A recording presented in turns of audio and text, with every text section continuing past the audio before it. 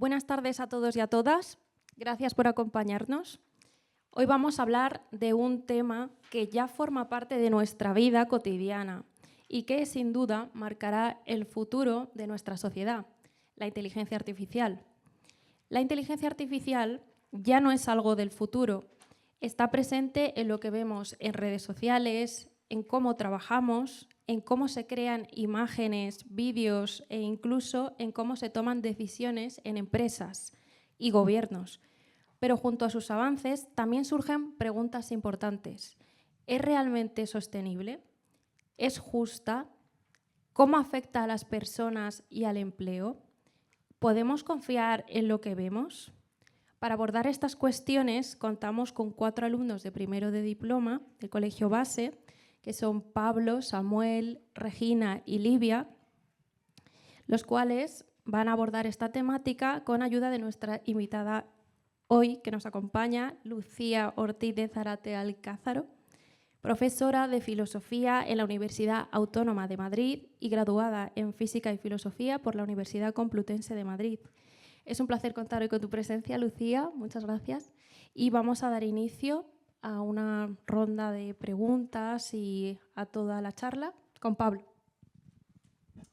Bueno, pues encantado de tenerte aquí. Yo voy a abordar todo este tema de la sostenibilidad, los centros de datos y un poco cómo se regula esto, el impacto de la energía. Así que pues quería comenzar proponiendo este contexto de que en España están creciendo los centros de datos que soportan la IA y servicios digitales. Entonces quería preguntarte qué impacto tienen en el consumo de energía del país. Gracias. Bueno, muchísimas gracias por la invitación, que me hace mucha ilusión estar aquí. Muchísimas gracias por vuestras preguntas y la pregunta en concreto, Pablo. Sí, me parece súper importante poner el foco en la sostenibilidad, ¿no? Porque antes de responder a tu pregunta sí que me gustaría comentar algo, ¿no? Que es que nosotros me gustaría saber cuántos de vosotros y de vosotras, cuando pensáis en la inteligencia artificial o en la tecnología en general, ¿no? Lo vinculáis o al mismo tiempo pensáis en algo que tenga que ver con la naturaleza en su conjunto, ¿no? Porque parece como que tecnología y naturaleza son dos mundos absolutamente separados que nada tienen que ver el uno con el otro, y justamente cuando hablamos de la sostenibilidad, ¿no? Del impacto ecológico de los centros de datos, estamos poniendo sobre la mesa algo que normalmente pasamos por alto, ¿no? En parte porque a nosotros se nos invita desde muchos ámbitos a pensar que la inteligencia artificial es nuestra aliada fundamental para solventar la crisis ecológica, ¿no? Y de hecho, si lo pensáis, ¿no? Cuando habláis de inteligencia artificial o pensáis en inteligencia artificial, me gustaría preguntaros, y perdona Pablo porque respondo a la pregunta, ¿en qué colores pensáis cuando pensáis en las tecnologías digitales o la inteligencia artificial? ¿Se os vienen colores a la cabeza? A ti, Pablo, que me has hecho la pregunta. Yo diría, por ejemplo, el color morado. ¿El color morado? Sí. ¿Y eso? No sé por qué, es como la primera. Yo desde siempre, pues la tecnología siempre la he vinculado con el color morado. No sé si es pues, por la educación que he tenido o por el simple hecho de que me sale ese color. Me parece muy interesante. ¿Alguien más atreve a decirme otro color?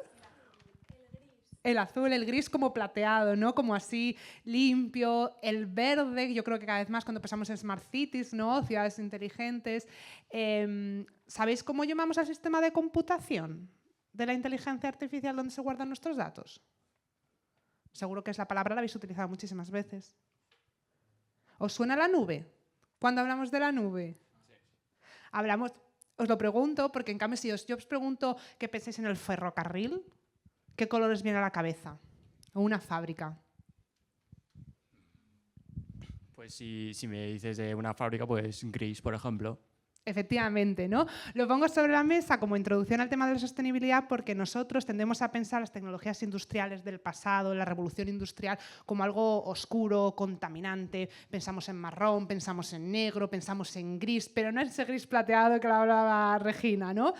Cuando pensamos en las tecnologías digitales, y muy concretamente la inteligencia artificial, pensamos en el azul, en el verde, en el gris limpio, plateado. Utilizamos metáforas ecológicas, la nube, hablamos de montañas de datos, granjas de datos, hablamos de inteligencia artificial, ¿no? De inteligencia. Es decir, hay una serie de recursos que nos invitan a pensar que estas tecnologías son sostenibles, son medioambientalmente justas y no digo, y seguro que lo hablaremos, que se pueden utilizar como aliadas para solventar ciertos problemas, pero también ponen sobre la mesa algunos en los que no solemos reparar. Y con eso lo vinculo a la otra pregunta, Pablo. Uno de los principales problemas que tenemos es que la demanda energética y de agua de los centros de datos es inmensa, ¿no? Es algo que raramente pensamos por esta idea, ¿no? Porque pensamos que esa nube, ¿dónde almacenamos nuestros datos?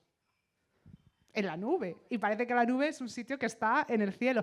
Pero la nube es un centro de datos que se parece mucho más a un almacén de Amazon, donde tiene sus cosas, que a la nube de arriba. Y claro, imaginaros cómo creéis que es un centro de datos por dentro. Pues filas y filas de servidores. Efectivamente, ahí necesitamos energía eléctrica para que se mantengan operativos. Y dos, muchísima agua. ¿Agua para qué? Sí, el sistema de refrigeración. Claro, imaginaros cómo se calientan vuestros ordenadores con un rato que los utilicemos. Esos dispositivos electrónicos 24 horas al día, 7 días a la semana funcionando. Lo que tiene sí o sí un centro de datos es una unidad antiincendios. Ya os lo digo. Porque no solo te estás jugando un desastre ecológico, sino un desastre en términos de privacidad. Ahí están nuestros datos. En el año 2018 en Francia se quemó uno de los principales centros de datos y se expuso la privacidad de millones de ciudadanos franceses, ¿no? Entonces, la cuestión es que los centros de datos, que son un elemento esencial de la inteligencia artificial o de todas las tecnologías que se basan en datos, ¿no? No paran de crecer, cada vez utilizamos más inteligencia artificial en todos los sistemas, cada vez está más integrada, ¿no? Ahora, no sé si vosotros os acordáis todavía, pero hace un año Google no tenía el modo IA, ¿no? Que ahora tiene y que nos sale por defecto. Ese aumento en la demanda de inteligencia artificial significa más centros de datos que consumen más energía y más agua. Datos concretos. Es difícil porque las empresas tecnológicas no son todo lo transparente que nosotros le deberíamos demandar respecto al consumo de agua y al consumo de energía eléctrica. Entonces, en muchos casos son estimaciones, ¿vale? Pero, por ejemplo, y también depende del consumo de las comunidades. En Aragón y en Castilla-La Mancha se están asentando muchísimos centros de datos, concretamente porque la Comunidad Autónoma de Aragón les ha puesto a nivel legal unas facilidades para, y le ha otorgado la figura jurídica de bien de interés público, ¿vale? Que les permite pagar menos impuestos a los centros de datos cuando se asientan en el territorio. Entonces, por ejemplo, se estima, ¿no?, que la demanda de energía eléctrica de Aragón en el 2030, que os parecerá entre mucho, pero es mañana, se va a multiplicar por 5, ¿vale? Pero eso en Aragón, claro. En Madrid probablemente también aumente, pero a lo mejor en Andalucía pues no tanto. El consumo de agua también es importantísimo.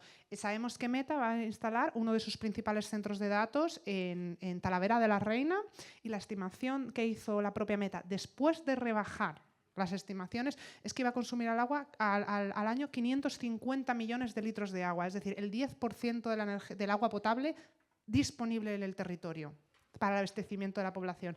Eso nos pone sobre la mesa dos problemas. Primero, que la demanda de energía eléctrica no para de crecer. En Estados Unidos están reabriendo centrales nucleares para abastecer energéticamente a los centros de datos. Y segundo, es un problema de justicia ecológica porque España, como bien sabéis, es un territorio que está sistemáticamente en riesgo de sequía. ¿Hasta qué punto es justo o deseable, lo pongo sobre la mesa, o una prioridad, y son debates complejísimos, estar destinando agua potable para estos centros de datos y no para las personas en el territorio? A ver, yo creo que una cosa importante de la energía, con todo esto de la globalización, cada vez las personas tienen más acceso a fuentes tecnológicas. Entonces, pues por una parte, pues tiene sentido no lo estoy justificando, pero digo que tiene sentido que cada vez se utilice más agua y se ponga más a disponibilidad este recurso a las tecnologías en vez de pues a las necesidades humanas de cada persona. Entonces, a mí me parece, pues obviamente, necesario que las personas tengan acceso al agua libremente, y que sí es verdad que se está metiendo mucha ímpetu en estas tecnologías de IA, y sobre todo que pues he investigado por mi parte, y varios recursos sugieren que pues, al menos como 1,8 litros por kilovatio ahora se están gastando por estos centros de datos. Luego después, bueno, la Agencia Internacional de la Energía estima que 415 terabytes anualmente a nivel mundial, pues se está estimando que está gastando España, por ejemplo, y que esto va a aumentar. De hecho, no sé si te parece bien, bueno, no sé, la cifra de 3% dice que no va a superar el 3% de la energía que se utiliza en el país. Entonces, ¿eso crees que es una cifra realmente significativa? Bueno, es que creo que el problema de las cifras, hay dos problemas. El problema de las cifras, como os he dicho, son estimaciones. Son estimaciones porque no tenemos datos fehacientes y certeros. Las estimaciones más conservadoras, según la fuente consultes, ¿no? Pero, por ejemplo, yo, en base a leyendo informes de la propia Comisión Europea, ¿vale? O sea, estimaba que efectivamente ellos pensaban que para 2030 la demanda de energía eléctrica, insisto, solo de energía eléctrica, de los centros de datos rondaría el 3%, etc. La cuestión es que son las estimaciones más optimistas porque esas estimaciones se hacen asumiendo que al mismo tiempo que aumenta la demanda de centros de datos, es decir, al mismo tiempo que cada vez se instalan más centros de datos, aumenta la eficiencia energética de los mismos. Es decir, si no conseguimos ganancias en eficiencia energética suficientemente altas al mismo ritmo que se instalan, ese consumo será cada vez mayor. Y se estimaba que en el peor de los escenarios sería el 6%, que puede parecer poco, pero el 6% solo enfocado a los centros de datos es muchísimo si tenemos en cuenta que el impacto ecológico de los centros de datos no se reduce solo. O sea, el impacto ecológico de la inteligencia artificial no se reduce solo a los centros de datos. Yo sé que esto nos queda a nosotros muy lejano, pero igual que os aludía a la metáfora de la nube, la inteligencia artificial no es solo el centro de datos. ¿De dónde creéis que vienen vuestros teléfonos móviles? Materias primas que se consiguen de, sobre todo, países en desarrollo. Por ejemplo, China sé que suministra muchos de los metales raros. No sabría darte ejemplos ahora mismo, pero eso es lo que yo sé. Exactamente, Samuel, ¿verdad? Pues eso, ¿no?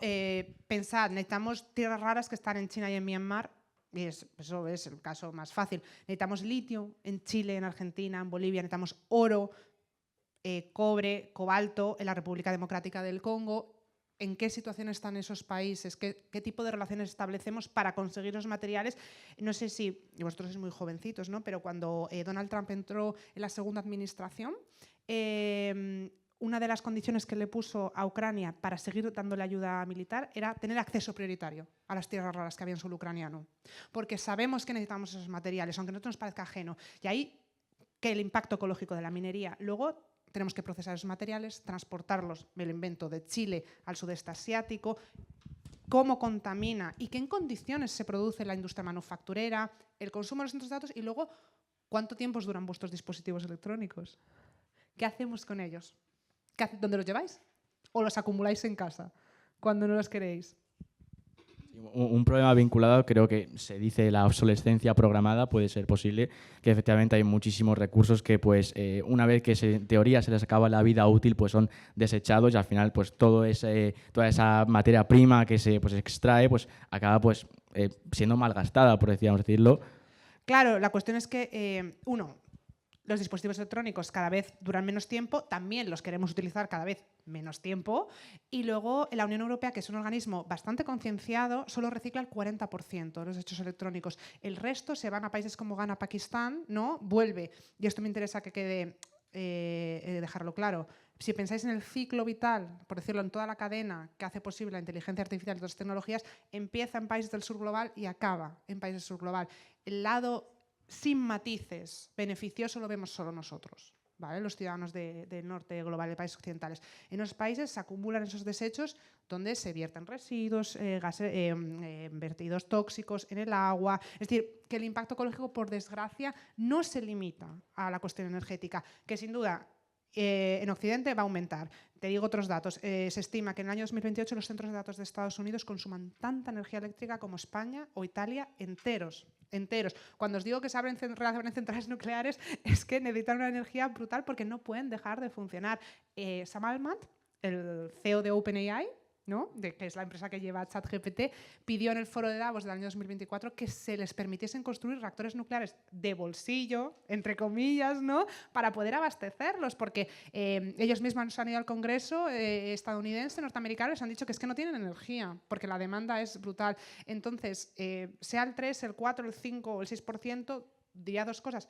El impacto ecológico de la inteligencia artificial, por desgracia, no se reduce al consumo de energía, y dos, el consumo de energía ya es brutal y reable otros problemas medioambientales como la energía nuclear. Entonces, ¿te puedo hacer una pregunta? Sí, claro. Por lo menos yo lo que estoy recibiendo me está dando una idea de que intentemos lo que intentemos, no parece sostenible esta tecnología, pero a medida que va pasando los meses, los días incluso, vemos que cada vez tenemos una mayor dependencia, o que vemos que dependemos muchísimo más de esta inteligencia artificial. Cada vez las empresas siempre ahora parece que están siempre optando pues, por generar sus propios modelos de inteligencia artificial. Se está implementando, ya lo vemos mucho en marketing, pero por ejemplo en otras áreas como el arte se está viendo implementando muchísimo más. Entonces vemos que está invadiendo esta tecnología, bueno, digamos, invadiendo entre comillas, muchísimas áreas de trabajo, de empleo o de ocio, a pesar de que sabemos de que no es sostenible. ¿Por qué crees que es esto? Es una pregunta muy difícil. Pero sí, claro, o sea, aquí muchas cosas. Sabemos que el impacto ecológico, y lo sabemos, de la inteligencia artificial es tremendo. Tu pregunta era por qué se sigue. O sea, claro, la implementamos cada vez en más ámbitos porque también, y esto estoy segura que lo mencionaréis en clase, seguro que es una cosa que habéis tratado, se debe a muchas cosas. Primero, porque la inteligencia artificial se considera, y claro, en ese sentido funciona indudablemente, como una herramienta para el crecimiento económico, para ganar en materia de eficacia, eficiencia, optimización de servicios, indudablemente, y puede ayudarnos a ser mucho más productivos, ¿no? Entonces, en ese sentido, es una prioridad para los gobiernos y los países que estamos que tenemos muchos recursos. Y aparte, normalmente decir que es que el impacto ecológico no es algo que se tenga muy en cuenta, porque nosotros en Occidente, por la forma en la que pensamos y entendemos el conocimiento, hemos construido un paradigma en el que la ciencia, la tecnología por un lado está separada completamente de la naturaleza, y no tendemos a pensar que la tecnología tiene nada que ver con esto. Aparte, nosotros tenemos una creencia, ¿no? Yo creo que es muy importante, que es que asociamos prácticamente tecnología con progreso.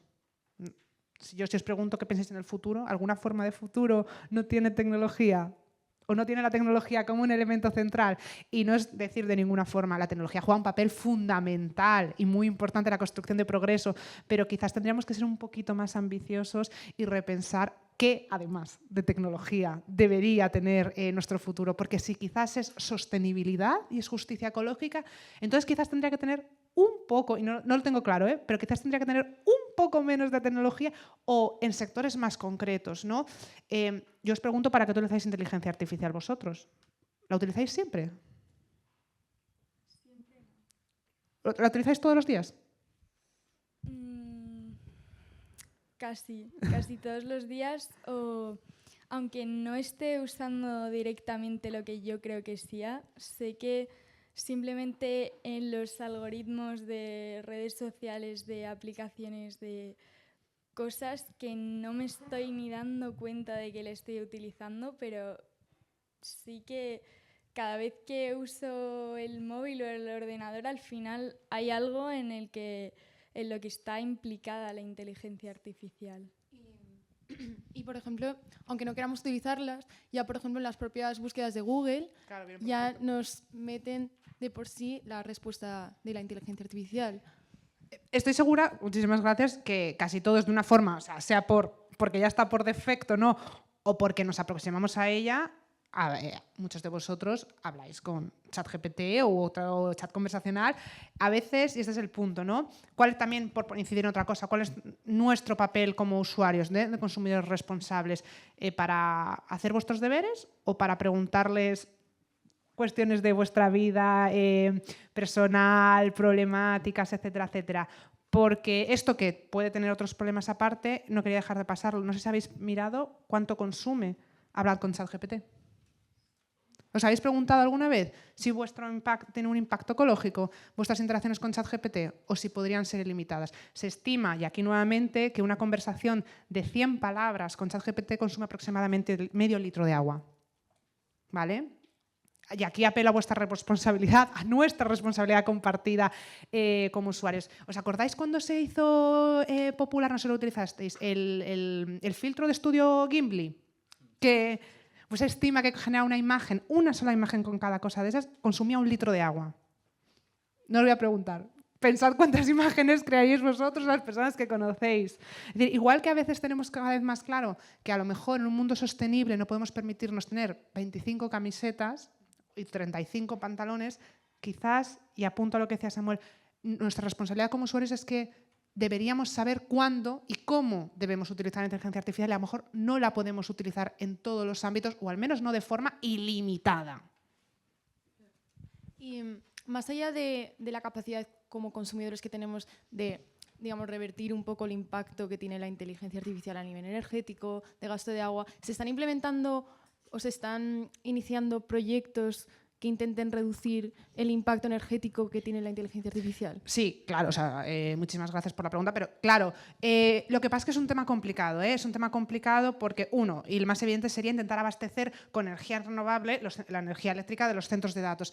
Lo que pasa es que ahí está complicado por lo que os he dicho, porque es que demandan tanta energía, igual que las energías renovables, a lo mejor lo habéis visto en clase, en otras asignaturas o como sea, tiene una limitación, que es que no son energéticamente tan densas como, por ejemplo, la energía nuclear. Quiero decir, igual que la industria, cualquier industria, no la puedes abastecer con energía renovable puedes abastecer un colegio, un edificio. Quiero decir, pero las industrias que necesitan muchísima energía, necesitas fuentes energéticamente mucho más densas, y eso no lo consiguen todavía las renovables. Entonces, sí, hay formas en las que se está intentando transicionar y abastecerlas energéticamente, pero eso no es una realidad a día de hoy, pero bueno, se está avanzando y sería un paso importantísimo. Ahí tenemos que no estamos todos en el mismo barco. China es un país que no está, aunque va, pero no está priorizando eso, tampoco Estados Unidos. Es decir, probablemente la Unión Europea el que más. Y luego seguimos teniendo el problema del agua. El problema del agua sería otra cuestión en la que podríamos hacer ganancias. Están planeando hacer cosas con agua reciclada, pero no funciona del todo bien porque, por un lado, necesitamos que el agua que tenga una mineralización muy baja, esté muy limpia para que cumpla su función. Y segundo, que es que en el fondo hay parte del agua que siempre se evapora, porque está a una temperatura tan alta, ¿no?, que siempre se pierde agua, entonces siempre necesitas estar incorporando. Se pueden hacer cosas y se están haciendo, y es súper importante, pero volvería a la cuestión anterior. Más allá de las ganancias en eficiencia energética, que son importantísimas y esenciales, los problemas ecológicos en general, nosotros, las personas que trabajamos en ello, no solo nos importan las ganancias en eficiencia energética, sino también la pata del consumo. Si lo pensáis, vosotros sois muy jóvenes, pero nuestros dispositivos electrónicos consumen mucha menos energía ahora que hace 20 años. Muchísima menos. Y los televisores, los dispositivos, la tablet, todo. Y sin embargo, las demandas de energía eléctrica no han parado de aumentar. ¿Por qué? Porque da igual cuánto ganes en eficiencia si no dejas de consumir, si tu consumo aumenta y aumenta y aumenta. Por eso las ganancias en eficiencia energética son súper importantes. Y ahí hay mucha gente, principalmente tecnólogos, trabajando. Pero el consumo no puede entenderse aparte. No es solo ganar eficiencia, es repensar el modelo de consumo tecnológico. Sí, y quería además preguntarte ya, Sí. Esta es mi última pregunta, pero para preguntarte si acaso con todo esto de las soluciones que podríamos brindar para reducir todo este impacto, si crees que la herramienta, en este caso de la IA, sería capaz de ayudar a optimizar la red eléctrica o la producción de energías renovables. Sí, creo que obviamente la inteligencia artificial puede ayudar a buscar soluciones, a ayudar ella misma, ¿no?, a optimizarse. Sí creo que puede hacerlo. Lo que pasa es que también creo que tendríamos que ser conscientes de los límites. A la perspectiva por la cual, os lo digo para que lo sepáis, tendemos a pensar que la tecnología puede solventar nuestros problemas, incluso los problemas que la propia tecnología ha creado, se le llama tecnosolucionismo. Y nosotros en Occidente tendemos a ser muy tecnosolucionistas. Tendemos a pensar que la respuesta la vamos a encontrar en la tecnología, que sin duda, pero vuelvo a insistir, es una cuestión en el fondo o cada vez hay más consenso de formas y modos de vida. La inteligencia artificial puede ayudarnos a optimizar su propio consumo, a saber dónde tenemos que ser más eficaces, ¿no? A optimizar los sistemas de regadío, a detectar fugas de agua en tiempo real, hacer modelos de predicción del cambio climático, de lugares donde hay más peligro de deforestación, etcétera, etcétera. Y eso está fenomenal. Y además, si conseguimos que consuma menos, muchísimo mejor. Pero tenemos dudas de que eso por sí solo venga a solventar todo, porque además, insisto, pensemos, y con esto termino de responder a tu pregunta, que la estamos utilizando todavía supuestamente a un nivel bajo, aunque nos parezca mucho, y solo nosotros. Estamos hablando de Europa y Estados Unidos. Aspiramos en un mundo justo a tener un mundo globalmente justo. Si tenemos este problema ahora, siendo nosotros los únicos usuarios, ¿qué haríamos si esto lo extendemos a la ciudadanía global? Cuando países o regiones emergentes como América Latina, la India, etcétera, hagan el mismo consumo que hacemos nosotros.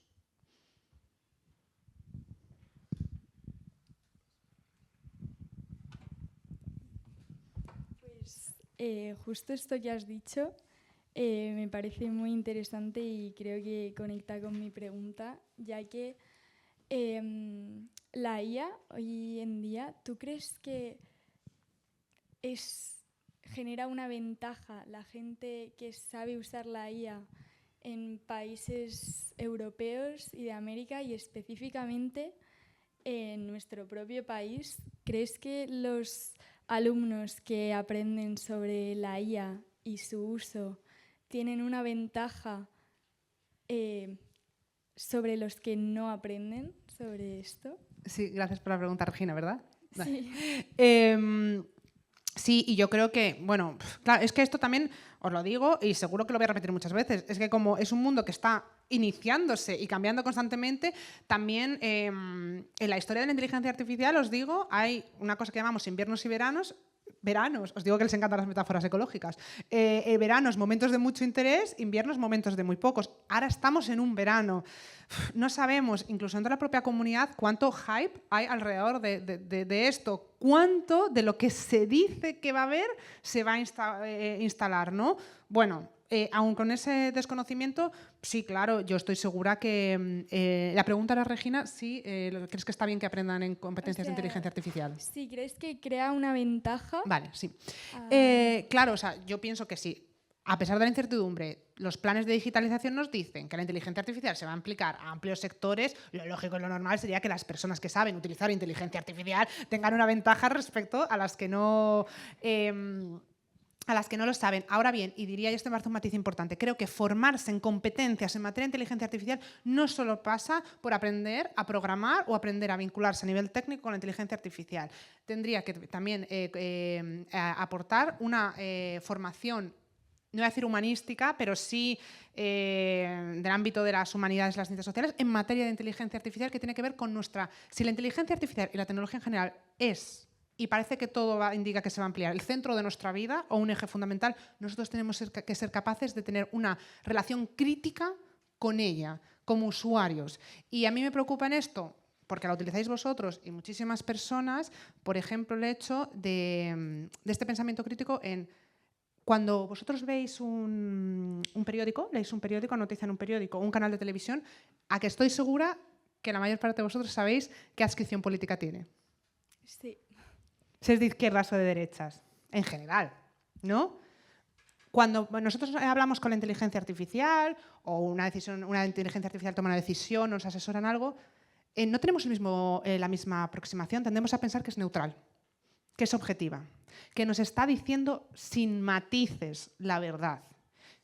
Y no es cierto. La inteligencia artificial es un producto, es política, es ideológica y legítimamente las empresas privadas que las desarrollan vierten su ideología en ella. Es un producto epistemológico, es un producto comercial. Es un producto comercial. Os cuento una anécdota para que veáis de este tipo de cosas. A mí un tema que me interesa mucho en inteligencia artificial son los sesgos de género, pero sesgos hay de todo tipo, hay raciales, hay étnicos, hay de lengua, etcétera, etcétera, porque claro, reproduce todos los prejuicios o todas las discriminaciones que hay en la sociedad y en muchos casos los amplifica. Pues para que veáis con ChatGPT, ¿no? Que insisto, pongo ChatGPT porque estoy segura de que habláis con ChatGPT un montón. Pues ChatGPT tenía muchos sesgos de género cuando hablabas en el tú a tú, ¿no? Hacía asociaciones como que los hombres son doctores, las mujeres enfermeras, cuestiones que pueden ser más o menos importantes, pero bueno, siempre hay debate y consideramos que son cosas en general que no deseamos, ¿no? Bueno, pues tanto era el tema que OpenAI sacó a finales de 2024 un informe diciendo que habían reducido sus interacciones machistas o sexistas, como queráis, a un 0,1%. 0,1% es muy bajo, ¿eh? Muy poco. Bueno, pues yo debí tener la peor suerte del mundo entero porque yo hablé con ChatGPT y le dije, hola, me llamo Luis, que no es mi nombre. Le dije, estoy muy aburrido, ¿me podrías decir algo con lo que entretenerme? Y como ChatGPT siempre te dice que sí, me dijo, por supuesto. Y me empecé a recomendar una lista de actividades. Y me dice, haz un día de ciencia en casa, desafía tu cuerpo, conviértete en chef por un día. Actividades muy entretenidas. Acto seguido yo le digo, hola, me llamo Lucía, que de hecho es mi nombre.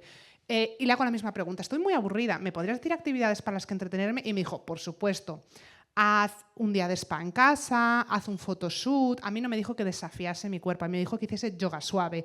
A mí no me dijo que fuese chef por un día, a mí me dijo que explorase nuevas recetas, ¿no? Porque Lucía sabe cocinar y Luis quizás no. Esto os puede parecer una tontería, y lo es, porque además lo que quiero poner sobre la mesa, no hay nada de malo en hacer un photoshoot ni en hacer ciencia, son actividades que están todas fenomenal, ¿no? Simplemente tendemos a saber que están, estereotipadas y que unas tienen un poco más de valor social que otras, pero el problema es que no vamos con la precaución a hablar con ChatGPT, que vamos con un periódico o con un medio de comunicación. Y puede haber, vosotros a lo mejor os aceptáis críticamente y está fenomenal, pero hay mucha gente que piensa que le está diciendo la verdad, objetiva, sin matices. Y eso también afecta al trabajo. Que esas inteligencias artificiales están recomendando decisiones en base a ideologías, tomando ciertos parámetros que son decisiones humanas. Por lo tanto, formarse absolutamente en cuestiones técnicas, pero también desarrollar pensamiento crítico y precaución como tenemos con otros medios de comunicación. Claro, de aquí sale la pregunta de si crees que los centros que prohíben en su totalidad la inteligencia artificial, en realidad ¿están haciéndoles un favor a los alumnos o están parando ese pensamiento crítico? ¿Están...? Esa sí que es una pregunta dificilísima, Regina, porque eso quizás lo saben mejor pedagogos. No lo sé. Hombre, yo creo que si se va a instalar la inteligencia artificial, creo que si eso llega a ser así, creo que estar formado en competencias técnicas es siempre algo relevante. Ahora bien, es cierto, muchos de estos líderes tecnológicos llevan a sus hijos a colegios donde no se permiten los dispositivos tecnológicos, lo cual no deja de ser relevante, ¿no? Lo que quieren para unos y lo que quieren para ellos mismos. Esto es una visión muy personal y sí que no está basada en nada, os lo digo más allá, bueno, en nada, en mi propio criterio, pero que no es en este caso mi especialidad. Sí que yo tiendo a pensar que si no fuese por el impacto ecológico, que como veis me preocupa mucho, pero si esa parte no existiese, yo creo que la inteligencia artificial podría ser un complemento absolutamente legítimo, y igual que en su momento la gente se echaba las manos a la cabeza porque desaparecía la enciclopedia, tenemos Wikipedia y ni tan mal, ¿no? Estaría bien. Lo que pienso es que la utilice gente a lo mejor que ya desarrolla otras capacidades es distinto a que se use quizás desde pequeño cuando hay cosas que sí que hay que aprender, ¿no? Que es cuestiones, aunque no sean necesarias o no vayan a ser tan necesarias, pero creo personalmente que desarrollar capacidades de tipo de la memoria, de saber escribir a mano, etcétera, son siempre cosas que tienen repercusiones de desarrollar tus resúmenes, tus ejercicios, etcétera, etcétera. Siempre es importante, ¿no? Entonces yo creo que en unos primeros niveles educativos yo no sabría cómo compaginarlo. Pienso que aprender sobre eso está bien, pero creo que siempre tiene que haber una formación previa sin tecnología mediada. Pero esto sí que es una opinión súper personal, Lo siento. Pues estoy de acuerdo con esto y ya se han hecho estudios pues, de que los centros que enseñan a sus alumnos sobre el uso responsable de la IA pues crean alumnos que a la hora de salir al mundo laboral pues no solo saben usarla de manera correcta, sino que también saben identificar cuando algo está sesgado, hecho por la IA o cuando no es real. Y de aquí también sale la siguiente pregunta, que es si crees que la IA generativa de imágenes y vídeos en un futuro no se va a poder diferenciar en la realidad de lo hecho por una inteligencia artificial, y qué impactos va a tener esto en las personas, porque ya lo está teniendo, y sobre todo en figuras públicas, y también en España el impacto legal, porque al final es algo nuevo. ¿Y cómo crees que se debería de castigar un uso irresponsable? El tema de la IA generativa es complicadísimo. Si llegara un momento en el que se sepa distinguir, te diría que probablemente que no se... Hay veces que no se sabe ahora. Yo he visto vídeos a veces y lo único que me frena es que ese prejuicio que os digo, yo pienso, a veces, o sea, ya de por sí pienso, estará hecho con inteligencia artificial, pero sobre todo hay veces que veo, o sea, me salen muchos vídeos de gatitos y de repente hacen algo y pienso, ¿pero eso lo puede hacer un gato? ¿O es un gato muy específico o esto es una cosa real, no? O sea, siempre ir con un poco en el prejuicio de decir, o sea, y no lo digo negativo, o sea, en sentido negativo, sino ir con la precaución, si prefieres la palabra, decir, esto está hecho con inteligencia artificial, porque claro, ahí tenemos dos formas de protegernos. Uno, la confianza en que hayamos en nuestra capacidad eso para discernir la realidad de lo que no es, pero no basado en una capacidad superior, porque todos, o sea, no tenemos superpoderes, ¿no? Pero sobre todo con nuestro sentido común y de habernos formado con esta visión crítica. Y dos, sí que se pueden hacer cuestiones a nivel legal. Nosotros en Europa tenemos una regulación de inteligencia artificial que es deficiente, o sea, aunque sin duda es mucho mejor que muchas otras partes del mundo, es deficiente y de hecho se está revisando justamente en cuestiones de IA generativa. ¿Por qué? Porque os lo explico muy brevemente. La regulación europea de inteligencia artificial se dividió en cuatro. Es una regulación basada en el riesgo, entonces evalúa los sistemas de inteligencia artificial en función del riesgo que suponen para los ciudadanos y las ciudadanas. Y en función de eso decidió prohibir algunos, limitar mucho el uso de otros y permitir otros, ¿vale? Hay algunos prohibidos, como por ejemplo, no sé si conocéis el modelo chino de inteligencia artificial basado en sistema de puntuación social. ¿A alguien le suena? ¿Alguien lo ha escuchado hablar de eso? ¿Habéis visto una serie que se llama Black Mirror? Sí. ¿Habéis visto un capítulo en el que ella es una mujer pelirroja que va a los sitios y la puntúan y entonces en función de la puntuación que tiene puede entrar en un sitio o en otro? Sí. Sí. Bueno, pues a grandísimos rasgos y de manera muy simplificada, el sistema de puntuación chino funciona un poco parecido, salvando las distancias, pero es un sistema que entra en conflicto para nosotros, indudablemente, con la libertad, en el que se recopilan datos constantemente de las personas. Y en función de los datos, ¿no?, se premia los comportamientos cívicos y se castiga los incívicos. Claro, siendo cívico e incívico, para nosotros ya es todo un debate, pues imaginaros cuando lo que es cívico e incívico lo decide el gobierno, en este caso chino, ¿no? Entonces, pues supuestamente, si tú te portas muy bien, tienes regalos o beneficios como conseguir un crédito más fácil, entrar a una hipoteca antes, lo que quieras, lo que os imaginéis. Castigo por comportamientos incívicos, como puede ser saltarte una norma de tráfico, no asistir a una cita médica, pues más dificultad para conseguir un crédito, rechazo en un vuelo nacional, etcétera, etcétera. Bueno, pues ese tipo de cosas, o la manipulación de personas con y concretamente de personas vulnerables como niños o personas con problemas mentales, está prohibido. O sea, los usos de inteligencia artificial en ese sentido están prohibidos.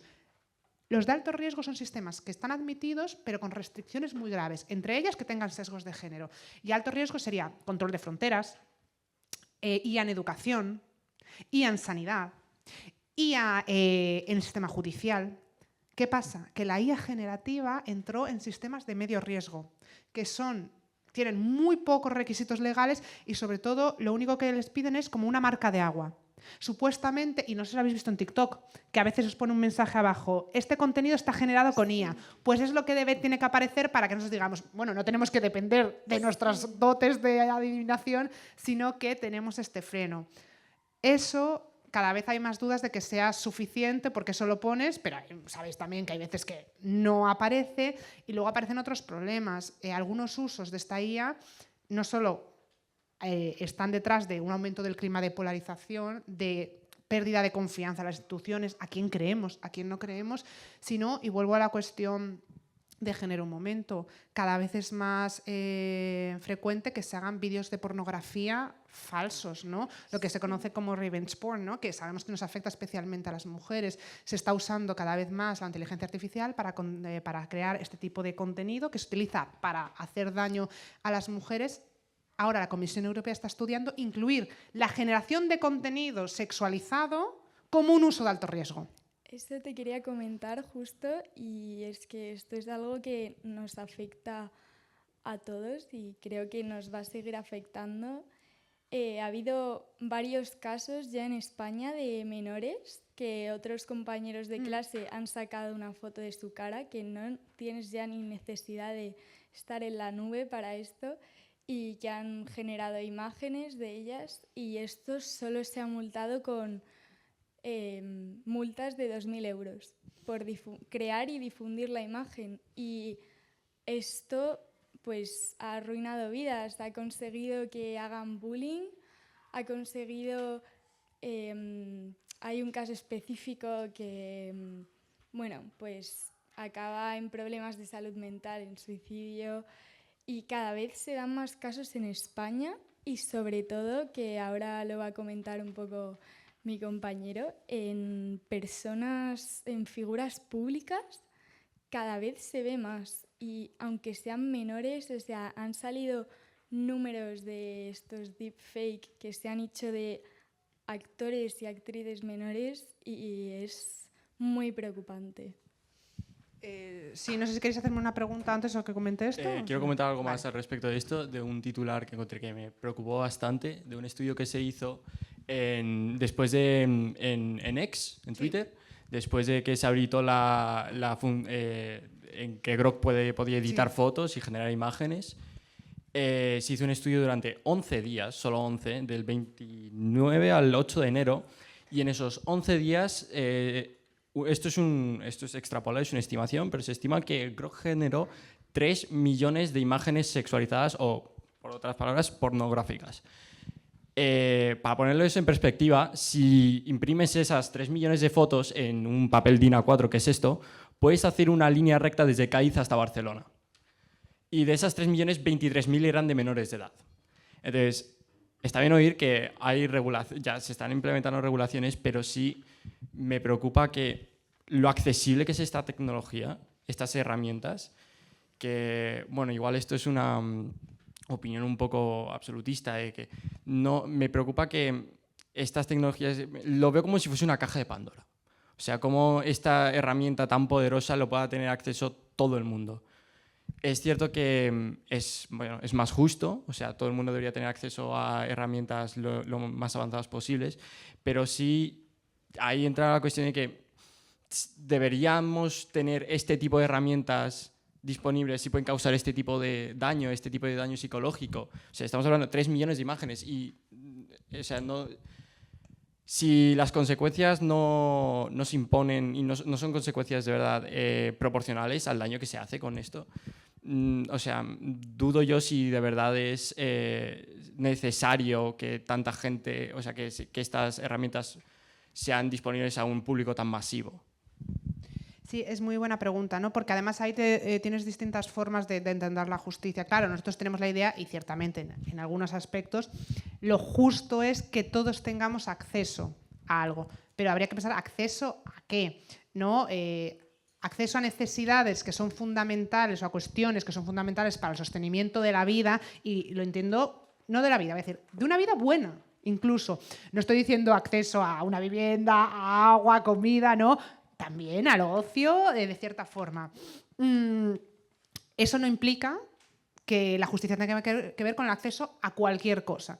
Y luego, y esto me importa mucho, tiene que ver con algo que os había mencionado antes. Quizás algo que juega a nuestra contra y contra lo que deberíamos intentar combatir, o al menos reformular, es esta idea de que la tecnología por sí sola es sinónimo de progreso o de un mundo mejor.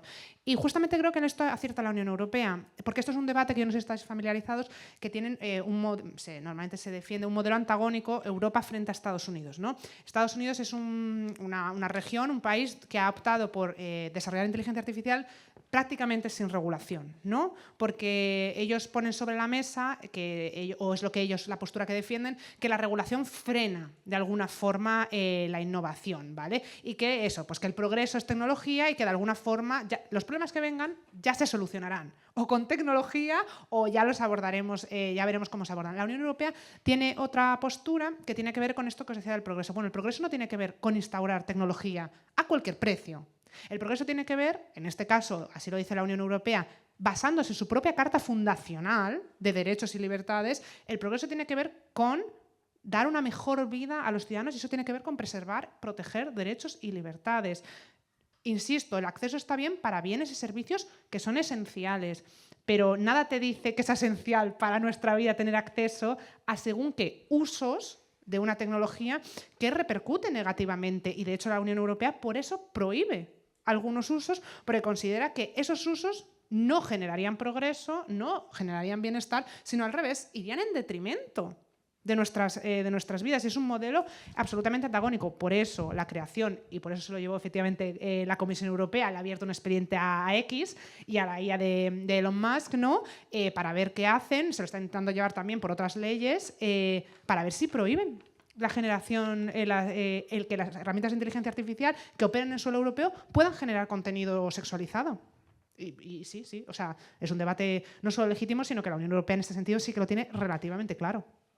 Bueno, a mí me gustaría comentar que no solo a nivel de un progreso pues, social, sino también personal, el uso de la IA, por ejemplo, afecta al pensamiento crítico interno, sobre todo a nivel de creatividad, pues cada vez que la gente pues, depende más de, pues voy a pensar una nueva idea, a ver qué piensa él, o directamente que me la genere él desde cero, afecta directamente este progreso personal y pues afecta a todas estas habilidades que pues al fin y al cabo nos hacen una persona y sobre todo pues a nivel de accesibilidad de pues, niños menores, pues al fin y al cabo desde niños pues no tenemos, o sea, somos dependientes a nuestros padres, pero también tenemos que poco a poco ir creciendo como persona e ir aprendiendo habilidades. Entonces, en el momento en el que también se ha podido ver los aumentos en el que a los niños ahora se les están dando más por los dispositivos electrónicos, pues ya se le ve a niños pues con tablets, iPads, por ahí en vez de pues, estar jugando con sus muñecos o leyendo libros.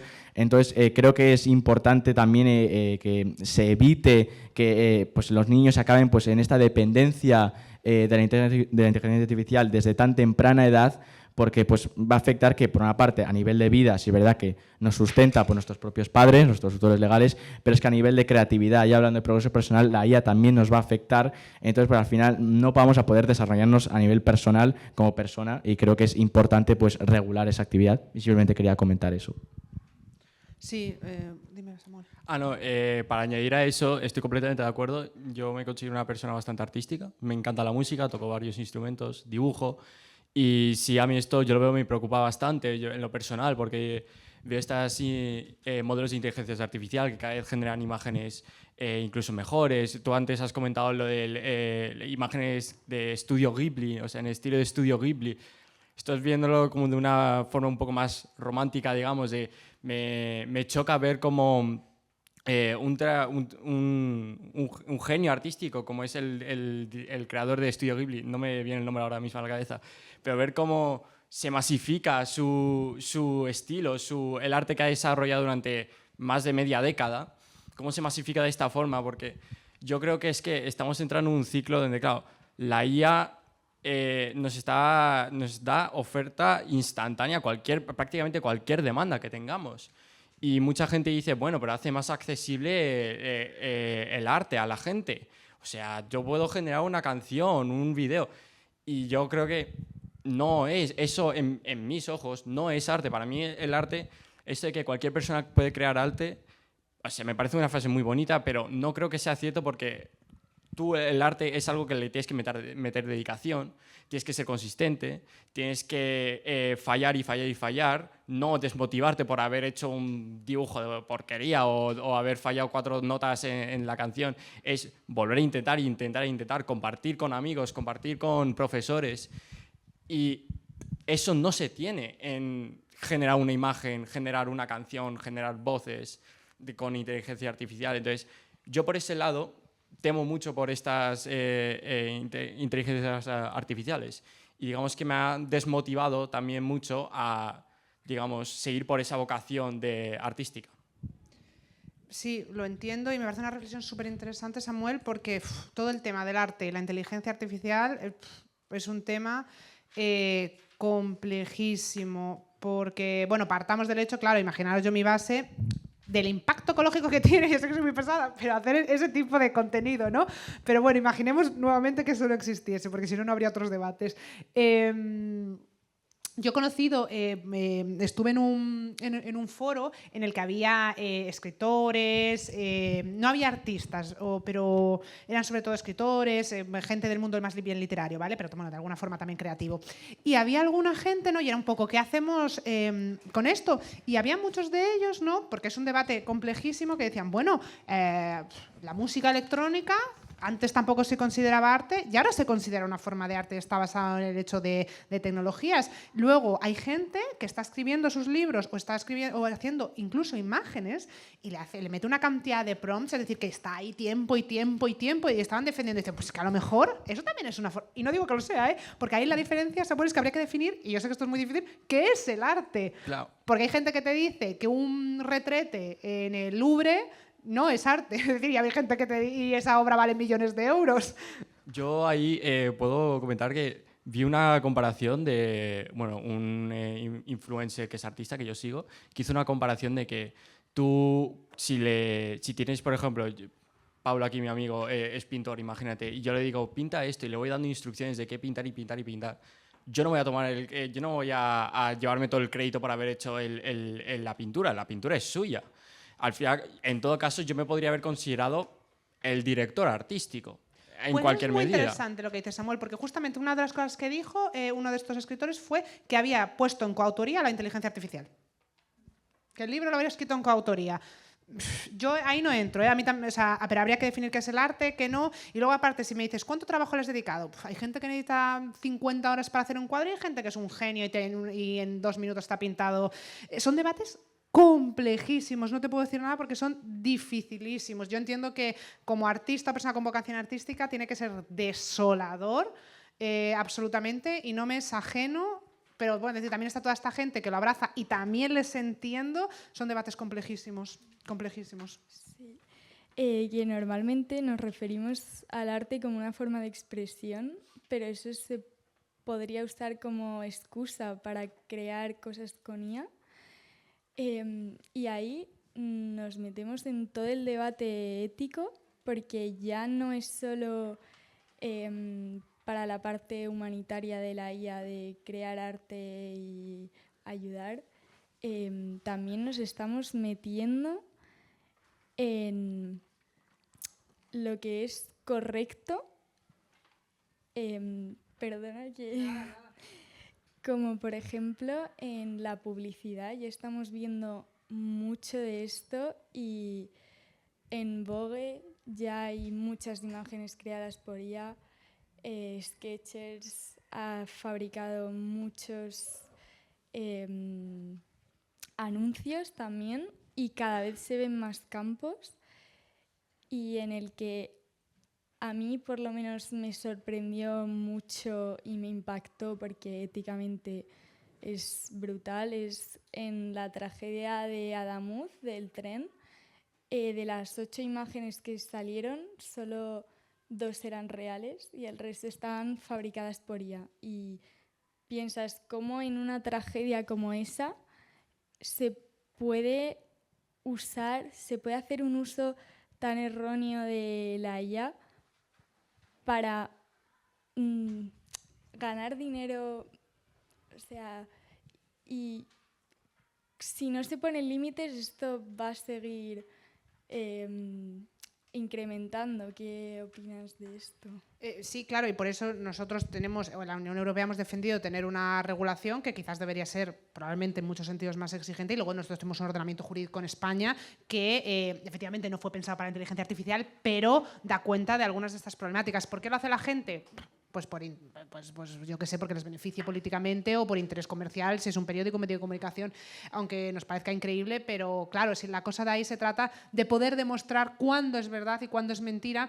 Pero claro, el problema, y es que lo sabemos con las noticias falsas, que cuando algo ha salido es mucho más difícil combatir una noticia falsa que ya está operando que hacer que no salga en un primer momento. Es decir, en el momento en que sale una noticia falsa, desmentirla cuesta muchísimo. Está comprobado que hay gente que en el momento que escucha una noticia y al tiempo se le dice que es falsa, y no todo el porcentaje de gente que se la ha creído se retracta. Es decir, vuelve a creer lo que era. Hay mucha gente, porque también nosotros los seres humanos, como la inteligencia artificial, por eso la tiene la inteligencia artificial, tenemos sesgos.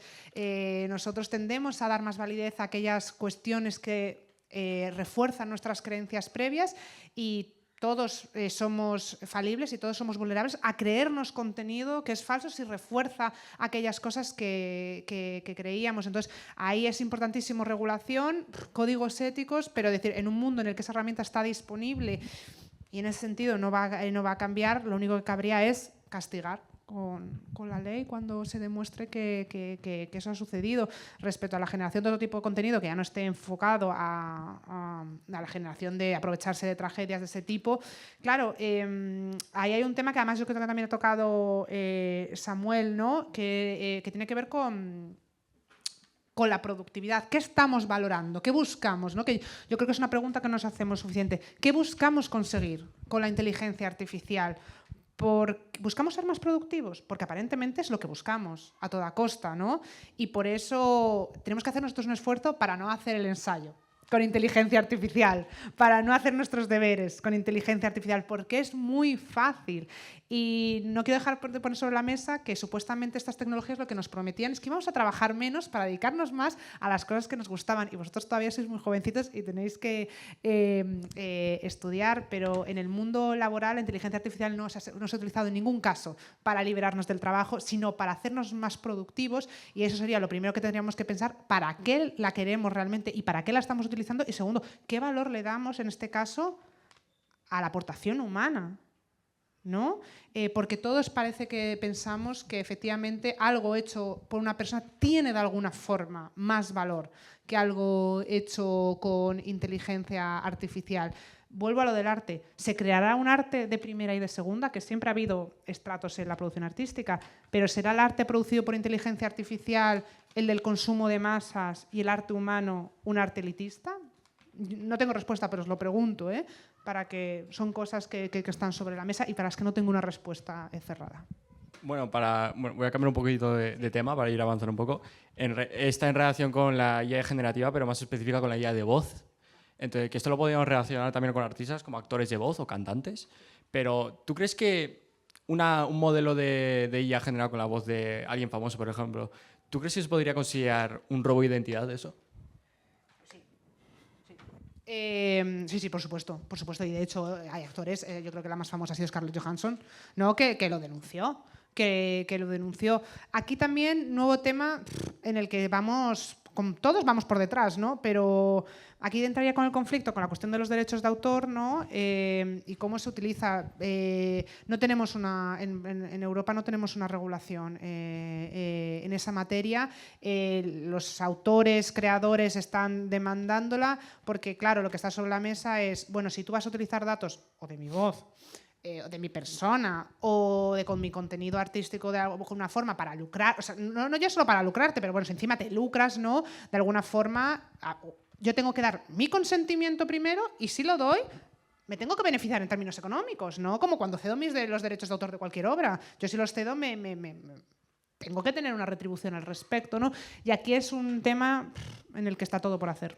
Claro, yo aquí pongo, de lo que hablas, yo aquí pongo el ejemplo, por ejemplo, Matthew McConaughey y Michael Caine, dos actores que están en Interstellar, por si alguno la ha visto. Ellos se han unido a esta empresa que se llama Eleven Labs, que genera voces con inteligencia artificial, con un contrato donde les han vendido su voz. Literalmente les han vendido su voz para poder luego en el futuro hacer con su... O sea, han licenciado su voz, su identidad, digamos, para que lo puedan usar esta empresa para cualquier tipo de proyectos. Y el plan que tienen, la misión que tienen, digamos, es preservar y comercializar voces humanas, tanto de figuras vivas como fallecidas, de forma ética y controlada. ¿Tú crees que de verdad es ético esto? O sea... Es una pregunta complicada porque depende. Claro, el primer paso sería, al menos si lo vas a hacer, pregúntame, ¿no? Que ahí está el consentimiento, que no es una cuestión menor y por ahí empieza al menos cualquier debate moral. La cuestión sería, o que pondría sobre la mesa ¿es el consentimiento lo único que cuenta? Porque de hecho nosotros consideramos que hay cosas que da igual que tú des consentimientos. Hay derechos que no puedes quitarte, ¿no? Yo no puedo decir, bueno, a mí que me maten y no castiguen a la persona que me ha matado enfrente. Hay derechos que da igual, no se pueden renunciar a ellos, ¿no? Y aquí el debate sería, por mucho que yo de mi consentimiento diga, no, que mi voz se utilice y encima gano dinero, deberíamos, y esto sí que lo pongo sobre esa, deberíamos aceptarlo porque habrá propuestas morales que te digan, bueno, si las partes consienten y generan beneficio económico, pues es una decisión de cada uno. Pero habrá otras propuestas morales que te digan, no, hay cosas que siempre está mal hacer. Por ejemplo, siempre está mal matar, sé que es un ejemplo extremista, pero siempre está mal matar, siempre está mal robar, no hay circunstancias que lo justifiquen y a lo mejor podrías decir, mira, vender mis datos personales, y uno de ellos es la voz, es inaceptable siempre, en cualquier circunstancia, porque además eso entronca con otros cuestiones vinculadas a la vulnerabilidad. Yo no sé si vosotros llegasteis o lo recordáis, hace unos años en España, es que no me acuerdo cómo se llamaba, pero se instaló una empresa que estaba vinculada de alguna forma a OpenAI que te escaneaba el iris en unos centros comerciales, por ejemplo, y le daban a las personas 100, 200 euros equivalente en bitcoins o en algún tipo de moneda electrónica. Y esto el discurso que tenían era un poco bueno, si tú aceptas, das tu consentimiento y te dan dinero, ¿qué problema hay? Bueno, la mayor parte de las personas que había vendiendo su iris, que es único, no hay otra persona, ¿no? Es un sistema de identificación sin matices, ¿no? Era la mayor parte de personas migrantes y personas con muy pocos recursos, ¿no? Matthew McConaughey o Michael Caine, claro, este dilema puede que no se dé, pero abrir la puerta a que tú puedas vender tus datos a cambio de dinero crea otro problema. ¿Quiénes están dispuestos con mayor facilidad a vender sus datos? Como pasa en otros debates absolutamente lejanos, pero para que veáis que son debates parecidos, con los vientres de alquiler, gestación subrogada. ¿Qué personas, en qué condiciones deciden acceder a cosas a las que aparentemente ninguno querríamos o nos estaríamos muy reticentes si las hacemos? Exactamente. Uniendo con lo que acabas de decir, al final hemos hablado del impacto que puede tener la IA tanto en la música como en temas de posibles brechas de datos.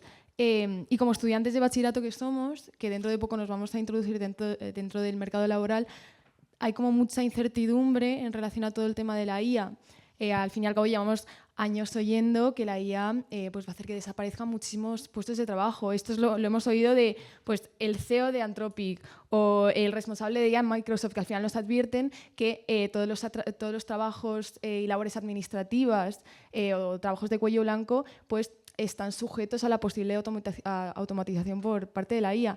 Entonces, como futuros trabajadores, nos surge la pregunta de si la IA va a eliminar más trabajos de los que va a crear o solo va a transformar los que ya existen. ¿Cómo podemos adaptarnos a los cambios que se vienen? Sí, es otro ámbito complicado en el que, para sorpresa de nadie, tampoco hay unos datos concluyentes.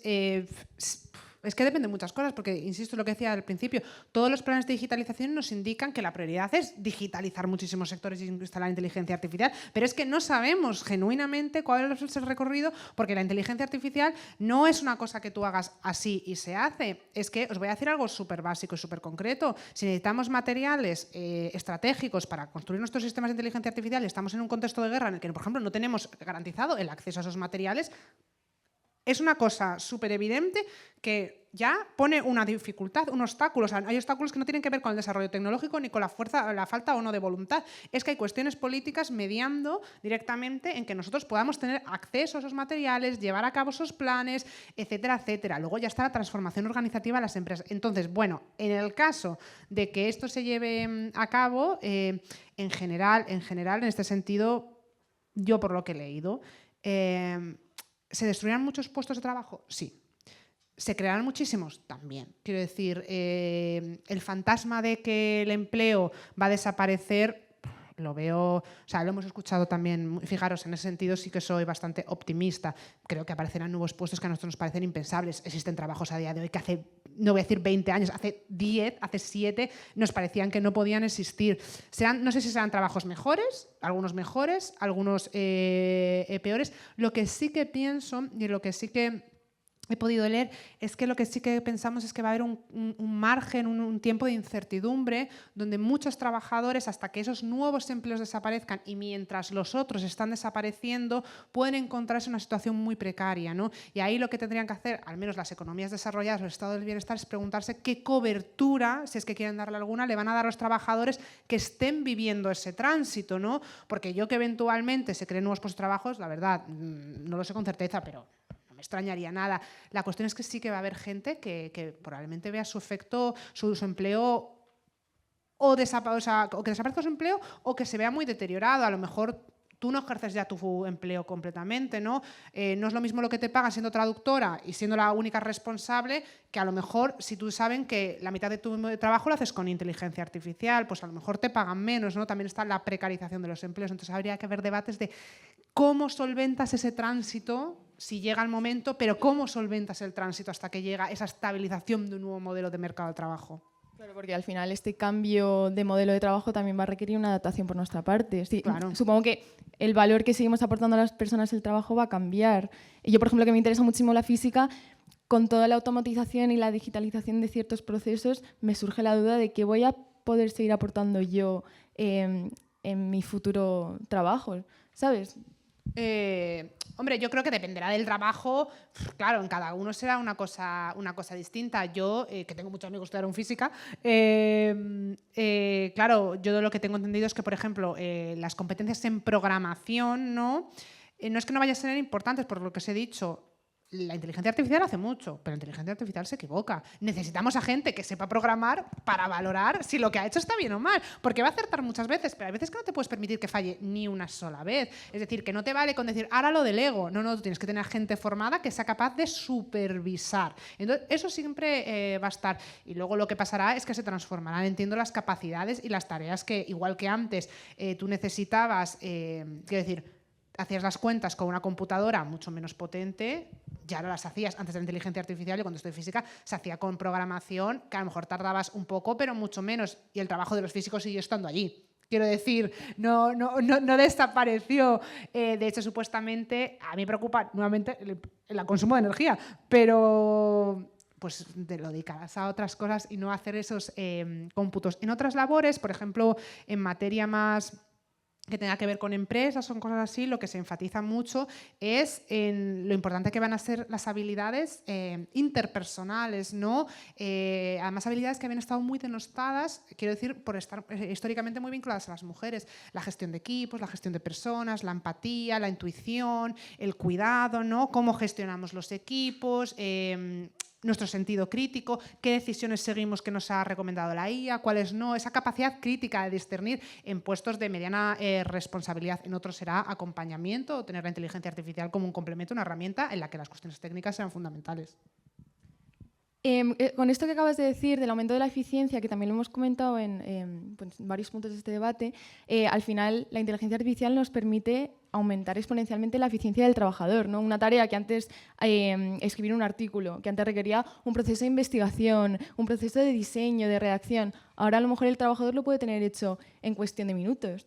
Entonces, al final, la capacidad laboral del trabajador ha aumentado de forma exponencial, ¿no? La eficiencia del trabajador ha aumentado, pero están surgiendo muchas preocupaciones, lo digo porque me he leído últimamente muchos artículos que hablan de ello, que con el uso de la IA no se está experimentando una reducción de la carga laboral, sino un aumento. Al final, con esta eficiencia, el trabajador es 10 veces más eficiente, pero sigue trabajando sus 10 horas laborales. Creo que lo hemos comentado en otro punto. Sí. Me parece una reflexión muy importante, Livia, ¿no? Sí. Porque efectivamente es eso, ¿no? Es un poco pensar para qué queremos la inteligencia artificial. Si la queremos para seguir siendo cada vez más productivos, vale, pues es decir, es una respuesta absolutamente legítima. Pero es un debate que tendríamos que tener porque supuestamente no era para lo único que la queríamos. Para ser más productivos, sí, pero ¿es lo único que queremos productividad? De hecho, me pregunto, es nuestra prioridad, debería ser nuestra prioridad seguir creciendo. Os pongo una anécdota que a mí me llamó mucho la atención justamente en este sentido. El año pasado fui a un foro para hablar de otras cosas de inteligencia artificial. Estaba hablando con un señor que se dedicaba a la publicidad y este hombre tendría, me lo voy a inventar, entre 55 y 60 años. Y justamente me estaba contando cómo él no podía trabajar sin inteligencia artificial, porque es que tal, porque claro, no se le ocurrían las ideas al principio, le ayudaba muchísimo a empezar, todo lo que os podéis imaginar y que hemos experimentado todas, ¿no? Y me decía, es que no sé cómo voy a poder trabajar sin inteligencia artificial porque, claro, no llegaría a los encargos que me piden y es que además no sé cómo hacerlo. Y claro, yo no se lo pude decir porque me parecía un poco agresivo por mi parte, pero pensé, pero señor, que tiene 55 años, ¿cómo lleva trabajando los últimos años, 30 años de su vida? ¿No? Es decir, ¿cómo lo hacía antes? Porque los últimos 30 años no tenía inteligencia artificial, ¿no? Hemos generado una dependencia absoluta en estos sistemas hasta el punto que hay colectivos o gente que ya no se plantea trabajar sin esta inteligencia artificial y además, insisto, no solo es eso lo preocupante, que no nos planteemos trabajo sin ello, sino que, insisto, lo hacemos para producir tanto o más, ¿no? Y ese sería el debate que tendríamos que pensar. ¿Es lo que queremos? ¿Sí o no? O sea, simplemente. Claro, porque es que con estas herramientas que se nos están proporcionando, lo que dices tú, está aumentando la exigencia tanto en el sector laboral y yo creo que también como estudiantes lo estamos notando. Cuando hablo yo, por ejemplo, con mis padres y les comento lo que estamos haciendo en el colegio, yo creo que a nivel educativo también ha subido muchísimo el nivel de exigencia de trabajo y esto también se debe a que ahora tenemos acceso a herramientas que ellos no tenían antes. Sin embargo, ¿hasta qué punto deberíamos... ¿Cuándo se para? ¿Cuándo se para de pedir más? Es una pregunta a la que no tengo respuesta porque es una pregunta que nos tenemos que hacer colectivamente, no se puede dar una respuesta. Yo puedo decir, yo ya no quiero hacer más, pero si tengo un sistema entero pidiéndome que escriba 5 artículos científicos al año para mantener mi plaza o para ascender, pues es muy complicado y eso luego ya, por ejemplo, lo que dices en el sector educativo, como docentes también plantearlo. Yo, claro, aquí no sé y es un debate muy complicado. Yo, por ejemplo, os digo que nosotros, el cuatrimestre pasado, a los alumnos de mi asignatura, antes les pedíamos ensayos y les dejamos que dejaran de hacerlos. Y hacían exámenes orales.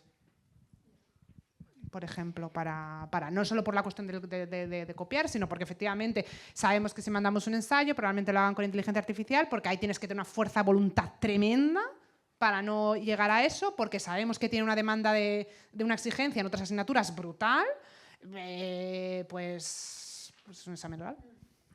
Bueno, pues vamos llegando ya un poco al final. Primero que nada, agradecerte, Lucía, gracias. Me gustaría finalmente invitar tanto a los alumnos como a nuestra invitada a dejarnos una frase, un titular para cerrar un poco sobre lo que hemos aprendido o con qué nos quedamos, ¿no?, con este tema de la inteligencia artificial. Bueno, yo principalmente me quedo con que al final como personas vamos a tener que adaptarnos a un mundo ultra digitalizado del trabajo y que la forma en la que vamos a afrontar nuestro trabajo de mayores, pues vamos a tener que cambiar la forma que lo afrontamos, vamos a tener que adaptarnos y la forma en la que trabajan nuestros padres ahora no va a ser la misma la que trabajamos nosotros en un futuro. Yo pienso parecido a Livia y me he quedado con que la alfabetización digital va a ser fundamental y que gracias a la IA se va a crear también una desventaja. Bueno, pues yo diría que es más que todo este debate ha sido necesario para aclarar pues nuestro conocimiento acerca de esta IA y sobre todo que ya lo has comentado que parte de la importancia de saber que no va a parar de aumentar es concienciarnos y saber lo que estamos haciendo para poder reducir pues todo este impacto que está teniendo. Sí, me parece importante concienciar sobre todo de este tema, pues porque es inminente, o sea, ya lo estamos viviendo y lo vamos a vivir incluso más en el futuro. Y pues sí, me preocupa eso, la masificación de estas tecnologías y la dependencia que estamos desarrollando sobre ellas y también lo que tú has dicho es cómo estamos priorizando producir.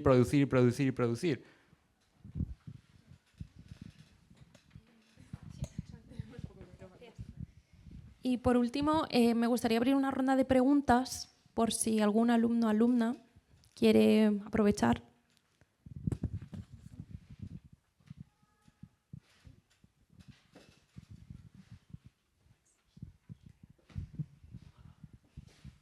Buenas tardes. Primero de todo, os quiero agradecer a los 5 que sois por traernos este tema sobre la mesa.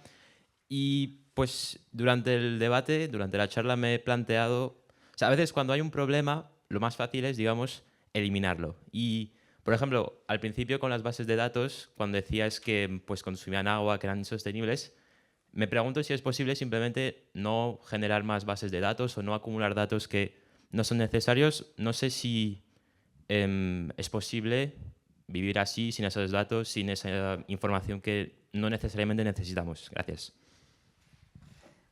Gracias por la pregunta. Si es posible, es posible. Es que es una cuestión de voluntad nuestra. Creo, o sea, yo una cosa que hablo mucho es que tenemos claro cada uno con la que sea cuáles son nuestras luchas políticas. La tecnología nunca parece serlo, porque parece como que no tiene nada que ver, ¿no? Que no es una cuestión política, que no es una cuestión social, pero efectivamente la inteligencia artificial y esas tecnologías plantean problemas serios en los territorios. Y a nivel global tendríamos que al menos tener debates complejos y críticos respecto a cuánta inteligencia queremos y sobre todo cuánta inteligencia artificial nos podemos permitir y cómo pretendemos conseguirlo, qué sectores son prioritarios, cuáles no, y efectivamente si la prioridad de España o en el mundo es construir centros de datos o no. Pero es una decisión política complicada, ¿eh?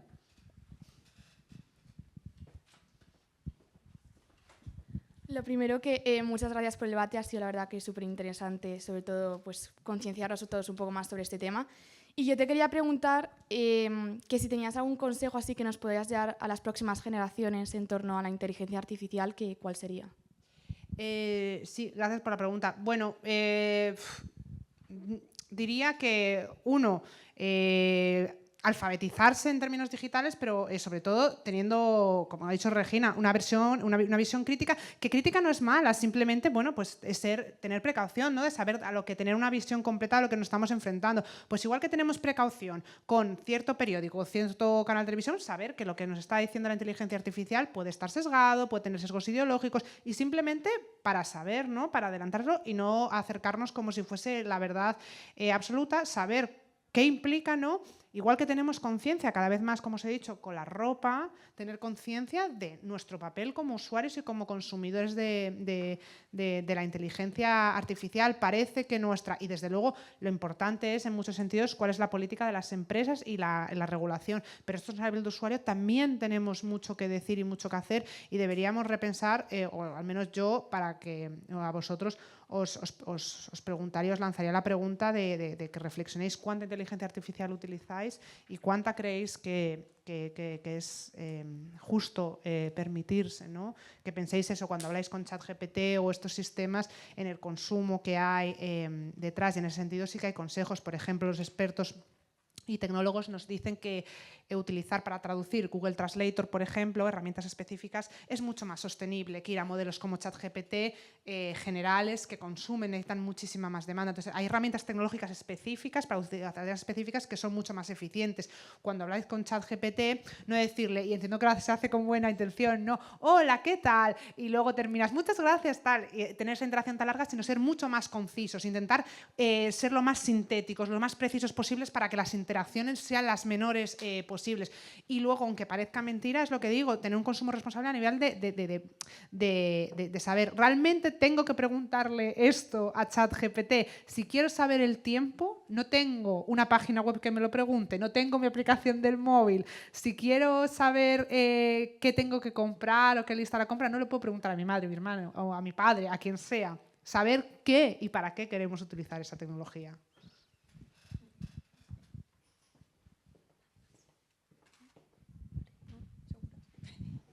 Vale. Pues finalmente agradecerte, Lucía, de nuevo, Lucía Ortiz, y gracias a los 4 alumnos también, a Pablo, Samuel, Livia y Regina, y al público también por estar atentos. Y con esto concluimos.